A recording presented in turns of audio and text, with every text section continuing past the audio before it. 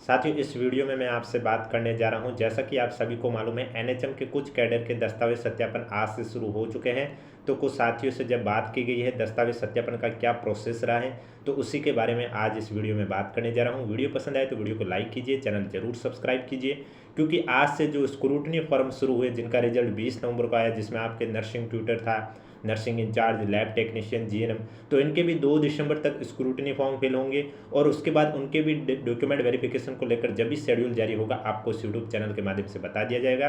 क्योंकि आपको इस यूट्यूब चैनल पर एनएचएम से किसी भी कैडर से जुड़ी कैसी भी अपडेट हो, चाहे वो छोटी से छोटी अपडेट हो या बड़ी से बड़ी अपडेट हो, फिर चाहे वो अपडेट आपके स्क्रूटनी फॉर्म को लेकर हो, डॉक्यूमेंट वेरिफिकेशन को लेकर हो या रिजल्ट को लेकर हो, आपको इस यूट्यूब चैनल के माध्यम से जरूर बताया जाता है। इसलिए अगर अभी तक आपने हमारा यूट्यूब चैनल सब्सक्राइब नहीं किया तो चैनल जरूर सब्सक्राइब करें, और सभी पीडीएफ आपको हमारे टेलीग्राम चैनल पर देखने को मिलता है, जिसका लिंक नीचे डिस्क्रिप्शन में दिया हुआ। तो चलिए बात करते हैं आज जिनका दस्तावेज सत्यापन हुआ था तो उनका क्या प्रोसेस रहा है, शुरू से लेकर एंट्री से लेकर एग्जिट तक का क्या प्रोसेस रहा है उसके बारे में बताने जा रहा हूं, इसलिए वीडियो को बिना स्किप किए कंप्लीट करें। चलिए सबसे पहले तो मैं बताने जा रहा हूं जिनका आज डॉक्यूमेंट वेरिफिकेशन था वो कौन कौन से कैडर थे। Senior counsellor, block programmer, rehabilitation worker और सेक्टर हेल्थ सुपरवाइजर, इन चारों कैडर के आज दस्तावेज सत्यापन का प्रोसेस शुरू हुआ है। जब साथियों से पूछा गया है तो पता चला है कि सबसे पहले दस्तावेज सत्यापन आज जिनका हुआ था उनका क्या प्रोसेस रहा। सबसे पहले जब वो एंट्री करते हैं तो उन्हें एक टोकन नंबर दिया जाता है। टोकन नंबर के बाद उनके अंदर एंट्री हॉल में होती है, वहाँ पर उनका फ़ोटो का वेरिफिकेशन किया जाता है। फ़ोटो वो सामने वाले मोबाइल से कैप्चर करते हैं और उसके बाद आपके फ़ोटो का वेरिफिकेशन किया जाता है। उसके बाद वो टोकन नंबर पर एक कोड डालते हैं और उसके बाद आपको वो रूम में भेजते हैं, और जो टोकन नंबर पर कोड लिखे होते हैं उसी सीट पर जाकर आपको बैठना होता है। वहाँ पर आपके दस्तावेज सत्यापन के लिए 2 जने होंगे, उनमें से एक आपका ओरिजिनल दस्तावेज चेक करेगा तो दूसरा आपका फोटोकॉपी दस्तावेज चेक करेगा। क्योंकि आपको मालूम है आपको 2 सेट लेके जाना है, एक आपको ओरिजिनल सेट लेके जाना है और दूसरा आपको फोटोकॉपी सेट लेके जाना है। यानी कि दस्तावेज प्रोसेस शुरू होने से पहले आपका क्या प्रोसेस है वो मैंने आपको बता दिया है। टोकन नंबर देंगे, टोकन नंबर में कोड भी देंगे, आपका फ़ोटो वेरिफिकेशन भी किया जाएगा मोबाइल से, और उसके बाद आपका जो डीवी का प्रोसेस है वो शुरू होगा।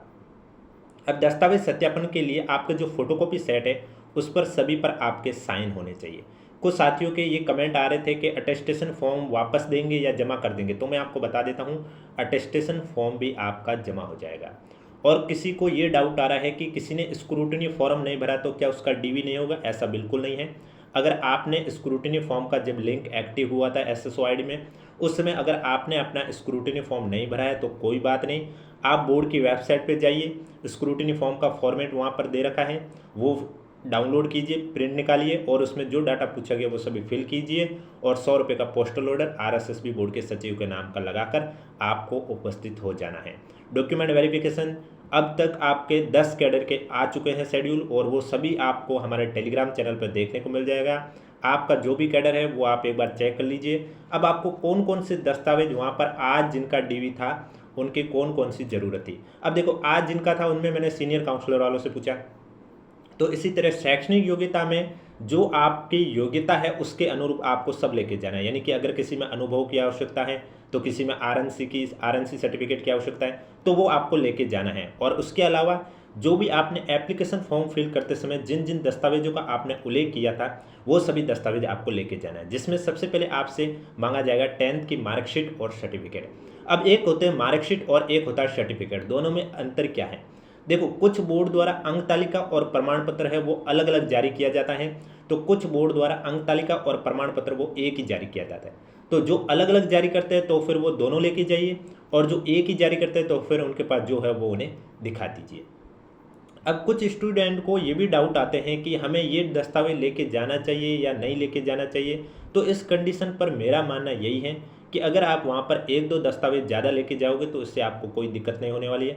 लेकिन अगर आपके 1-2 दस्तावेज कम हो गए तो वो फिर से आपको बुलाएंगे, फिर को आपको एक टाइम पीरियड दे देंगे, या फिर आपको कोई डेट भी दे सकते हैं, उस डेट में आपको वापस आना होगा। इससे अच्छा अगर आपको लगे कि आपके पास वो दस्तावेज है और अगर आपको लेके जाना है या नहीं लेके जाना है, इस तरह का कन्फ्यूजन है, तो उस कंडीशन पर आप लेके जाइए।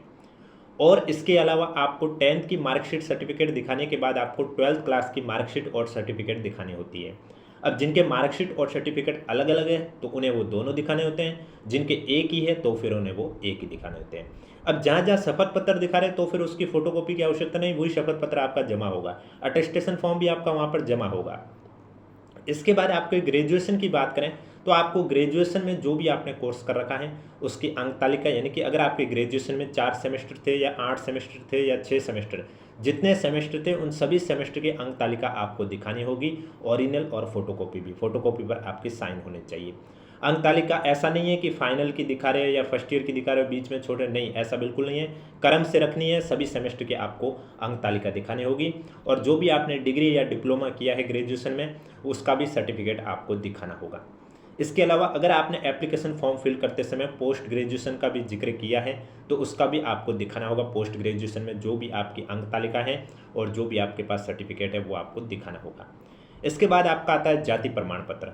अब जाति प्रमाण पत्र अगर आप ईडब्ल्यूएस कैटेगरी से हैं या ओबीसी कैटेगरी से हैं या एमबीसी नॉन क्रीमिलियर से हो और आपका जाति प्रमाण, देखो अभी जो मैं आपको बता रहा हूँ कंडीशन वो आपके एडवर्टाइजमेंट में भी स्पष्ट रूप से लिखा हुआ है कि अगर आप ईडब्ल्यूएस कैटेगरी से हो या ओबीसी नॉन क्रीमिलियर से हो या एमबीसी नॉन क्रीमिलियर से हो और आपका जाति प्रमाण पत्र 1 साल से ज़्यादा पुराना हो गया है तो आपको शपथ पत्र भी दिखा सकते हैं, और वो भी अधिकतम 3 साल तक। अगर इससे भी ज़्यादा पुराना फिर आपको नया बनाना होगा।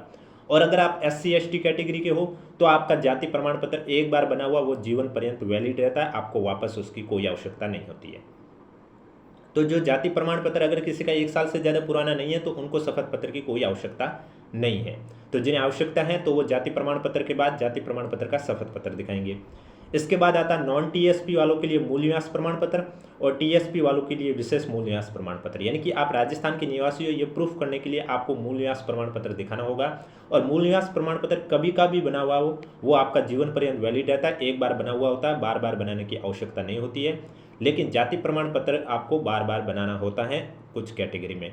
अगर पुराना हो गया 1 साल से ज़्यादा तो आप शपथ पत्र भी दिखा सकते हैं। जाति प्रमाण पत्र दिखाने का मकसद ये है कि आपको अपनी कैटेगरी में बेनिफिट तभी मिलेगा जब आप उस कैटेगरी का जाति प्रमाण पत्र दिखाओगे। इसके बाद आपको चरित्र प्रमाण पत्र की आवश्यकता होगी। अब चरित्र प्रमाण पत्र आपके टोटल 3 होते हैं। 2 तो अलग अलग राजपत्रित अधिकारियों द्वारा जारी किए होने चाहिए और वे आपके सगे संबंधी नहीं होने चाहिए। और दूसरा, आपने जहाँ से भी अंतिम शिक्षा प्राप्त की है वहाँ का आपको चरित्र प्रमाण पत्र दिखाना होगा। इसके बाद मैरिड, अगर चाहे आप मैरिड हो या अनमैरिड हो आपको सर्टिफिकेट दिखाना ही होगा।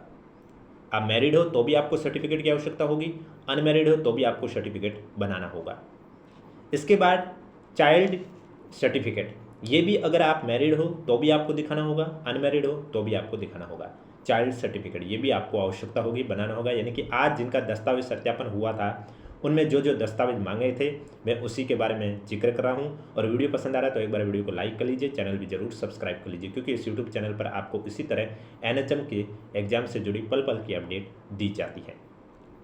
इसके बाद अगर आपने एप्लीकेशन फॉर्म में चाहे वो किसी का भी उल्लेख किया हो, स्पोर्ट्स पर्सन का किया हो या PH कैटेगरी का किया हो या एक्स सर्विसमैन से हो या विडो कैटेगरी से हो, जिस भी कैटेगरी में आपने फॉर्म फिल किया है उस कैटेगरी का आपको प्रमाण पत्र दिखाना होगा, तभी आपको उस कैटेगरी का बेनिफिट मिलेगा, अदरवाइज आपको उस कैटेगरी का बेनिफिट नहीं मिलेगा।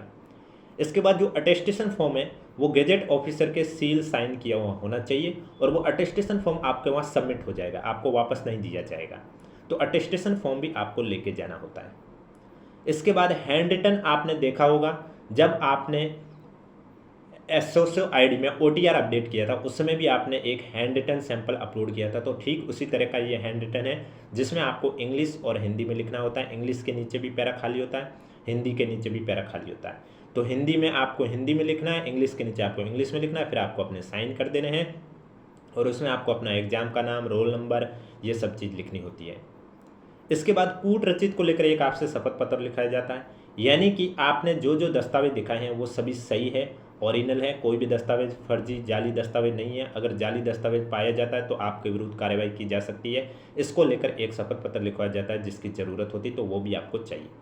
इसके अलावा धूम्रपान और तंबाकू को लेकर आपसे एक लेटर है, वो सर्टिफिकेट भी आपको दिखाना होगा कि आप कोई सी प्रकार का धूम्रपान नहीं करते हैं, तंबाकू का सेवन नहीं करते हैं। इसको लेकर भी आपसे एक शपथ पत्र दिखाना होता है। इसके बाद दहेज प्रमाण पत्र, दहेज प्रमाण पत्र मैरिड अनमैरिड दोनों को दिखाना होता है। देखो दहेज प्रमाण पत्र जो मैरिड है उनका तो लिखा होगा कि उन्होंने शादी के समय दहेज नहीं लिया या नहीं दिया, और जो अनमैरिड है वो भविष्य में दहेज नहीं लेंगे, इसको लेकर दहेज प्रमाण पत्र भी मांगा जाता है। इसके बाद स्क्रूटनी फॉर्म जो आपने एसएसओ आईडी के माध्यम से फिल किया था, स्क्रूटनी फॉर्म, वो आपको दिखाना होगा। यानी कि जो आपने एसएसओ आईडी उसकी पीडीएफ भी आपको साथ में लेके जानी होगी और उसमें जो आपने पेमेंट किया था रसीद है वो भी आपको साथ में लेके जानी। अब जिन कैंडिडेट ने स्क्रूटनी फॉर्म एसएसओ आईडी के माध्यम से नहीं फिल किया है तो वो बोर्ड की वेबसाइट पे जाइए, वहाँ आपको स्क्रूटनी फॉर्म का फॉर्मेट देखने को मिलेगा, उसे आप फिल कर लीजिए और वहाँ पर आपको लेके जाना है। तो आज जो प्रोसेस रहा है वो आपको देखो टाइम भी देते हैं। अगर कोई शपथ पत्र आपके पास नहीं है तो वहाँ अगर सुविधा होती है तो वहाँ आपको वो टाइम भी देते हैं। अब अगर आपके पास ऐसा कोई दस्तावेज जैसे कि ओरिजिनल मार्कशीट को लेकर हो गई हो या कोई सर्टिफिकेट को लेकर हो गया है शैक्षणिक योग्यता से रिलेटेड, वो अगर वहाँ आपके पास नहीं है ओरिजिनल, तो उस कंडीशन पे ऐसा नहीं है कि वो आपको रिजेक्ट कर देंगे, ऐसा बिल्कुल नहीं है। वो आपको एक टाइम पीरियड दे देंगे कि आपको इस टाइम पीरियड के अंदर अंदर आपको दिखाना होगा। अन्यथा फिर आगे का प्रोसेस अगर आपने आगे भी नहीं दिखाया उस टाइम पीरियड, फिर वो आपके आगे की पात्रता पर विचार नहीं किया जाएगा। और जो कैंडिडेट एब्सेंट रहते हैं, यानी कि कुछ को ये डाउट भी है कि किसी का 27 को डी भी है, उस समय उसका एग्जाम भी है, तो वो दस्तावेज सत्यापन कराए या एग्जाम दे, इस तरह के डाउट आ रहे हैं। तो इस डाउट का भी मैं क्लियर कर देता हूँ कि आपको जो पहले डेट दे रखी है उस डेट में अगर आप किसी भी कारणवश दस्तावेज सत्यापन नहीं करवा पाते तो कोई बात नहीं, क्योंकि एक बार दस्तावेज सत्यापन की प्रक्रिया कंप्लीट हो जाएगी जिस भी एग्जाम के लिए, उसके बाद विभाग द्वारा एब्सेंट कैंडिडेट की भी लिस्ट जारी की जाती है। जैसे कि अभी आप इसी महीने का देख लो, लास्ट एएनएम में कुछ कैंडिडेट का डीवी होना था, लगभग उसमें 53 है, 72 कैंडिडेट का डीवी होना था 13 और 14 नवंबर को, उसमें भी 27 कैंडिडेट अनुपस्थित रहे। तो इसको लेकर भी विभाग द्वारा 18 नवंबर को नोटिस जारी किया गया था, उनको भी एक चांस दिया। यानी कि अगर आप फर्स्ट टाइम एब्सेंट रहते हो तो आपको चांस दिया जाएगा और आपको डेट भी बता दी जाएगी विभाग की ओर से, और विभाग द्वारा ये जब भी नोटिस आएंगे हम आपको इस यूट्यूब चैनल के माध्यम से जरूर बताया जाएगा। अगर उसके बावजूद भी आप वापस से फिर जब एब्सेंट की लिस्ट जारी की है उसमें आपको डेट दे रखी है, उसी डेट में भी अगर आप डीवी के लिए नहीं उपस्थित हो पाते हो तो फिर आगे का प्रोसेस आपके रोक दिया जाएगा। यानी कि जब तक आप सभी दस्तावेज नहीं दिखाओगे तब तक आगे की प्रक्रिया आपकी नहीं की जाएगी। एक बार आपका कंप्लीट दस्तावेज सत्यापन पूर्ण हो जाएगा उसके बाद ही आगे का प्रोसेस आपके लिए किया जाएगा। वो डिपेंड करता है आपकी रैंक कहाँ पर है, आपका फाइनल सिलेक्शन होगा या नहीं होगा, वो सब तो कैटेगरी वाइज पे डिपेंड करता है। एक बार दस्तावेज सत्यापन कंप्लीट हो जाएगा उसके बाद विभाग क्या करेगा, बोर्ड को ये लिस्ट सौंप देगा। उसके बाद बोर्ड द्वारा जो कैटेगरी वाइज रैंक है, कैटेगरी वाइज पद है, उसके अकॉर्डिंग फाइनल रिजल्ट निकालेगा। और फाइनल रिजल्ट को लेकर, दस्तावेज सत्यापन को लेकर जैसे जैसे अपडेट आते रहेगी आपको इस यूट्यूब चैनल के माध्यम से बताया जाएगा। इसलिए अगर अभी तक आपने चैनल सब्सक्राइब नहीं किया तो चैनल जरूर सब्सक्राइब कर लीजिए, नोटिफिकेशन भी ऑन कर लीजिए। और जिनको भी अगर अभी तक एनएचएम के किसी भी कैडर के रिजल्ट की पीडीएफ देखनी हो या डॉक्यूमेंट वेरिफिकेशन को लेकर वो पीडीएफ देखनी हो तो आप हमारा टेलीग्राम चैनल ज्वाइन कर लीजिए, क्योंकि वहाँ मैं ऑलरेडी डॉक्यूमेंट वेरिफिकेशन की भी लिस्ट डाल चुका हूँ और रिजल्ट की पीडीएफ भी डाल चुका हूँ, जिसका लिंक नीचे डिस्क्रिप्शन में भी दिया हुआ है और कमेंट बॉक्स में भी पिन कर रखा है।